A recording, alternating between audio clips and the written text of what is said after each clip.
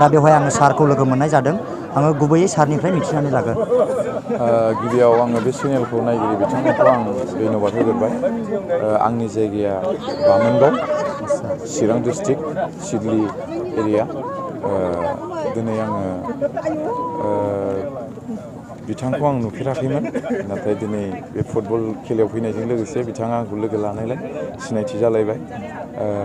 मोजां मोनदों बिथांखौ आं लोगो मोननानै आरो दिनै बेफोरबायदि फेस टु फेस टक खालामनो मोननायनि थाखाय। आच्चा, सारा जोबोद बयनिबो सासे अनखावरि सुबुं।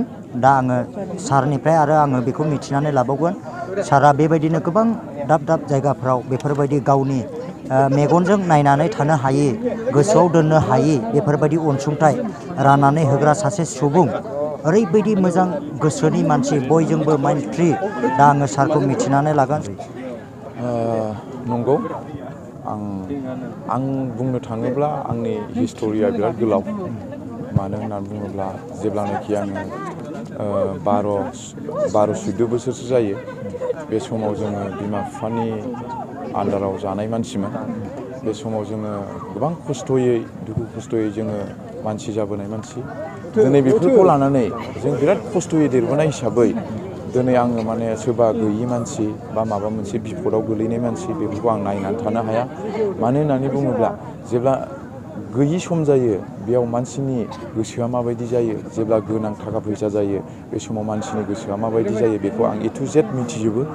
जेब्लानाखि आङो दाख्लैनि समाव बारहुंखाजों अन्थाइ गोग्लैनानै बेवहाय गोबां मानसि गैयि मानसिफ्रा उन्दुनो थाखाय खस्थ' जादोंमोन, बेवहाय आङो 450 न'खरनो आङो मोनसे प्लास्टिकआव 1350 करि 400थासो न'खराव, जायखिजाया बाहाय बर', आदिबासि, हिन्दु, खृष्टान, बेयाव गासिबो बिदि दंजोबोमोन।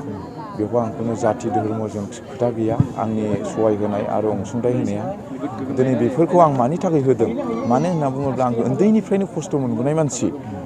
बे खस्थ' मोनबोनायाव आङो बेफोरबायदि ओरैबायदि साननाय दङ जे जोङो दिनै थाखा फैसा गोनां जायोब्ला जोंनि गोसोआ माबायदि जायो, दुखु खस्थ'आव थानाय समाव, थाखा फैसा गैयि समाव, गोरिब गुन्द्रा जायोबा जोंनि गोसोआ माबायदि जायो बा माबायदि दुखु मोनो, बेखौ साननानै आङो जाखिनि आंनि बिजनेस मावनानै मोननाय, बे बिजनेस मावनानै मोननायखौनो आङो बिसोरनो आं सहाय होगोन आरो आं होलांबाय थागोन। आरो आंनि बे जि थांखि लानाय माखासे दङ, बेफोरबायदि जाहाथे थांखिया बे गोरिब गुन्द्रानो होनायजोंनो बिसोरनो आंनो बोर सारस्रिनानै आङो आंनि थांखिसिम सहैनानै आङो बिनिफ्राय बांसिन आङो गैयिफोर बा गोनांफोर, बेमार आजार जानाय, प्रग्राम जानाय, बेफोरबायदियाव आं बांसिन आङो सहाय होलायबाय थानो हागोन होननानै आं मिजिंथिनाय दङ। स' गोबां खोथा मिथिहोनायनि थाखाय सारनिसिम आंनि मिनिया बर' इउटुब चेनेलनिफ्राय रोजा रोजा साबायखर थाबाय। Thank you sir.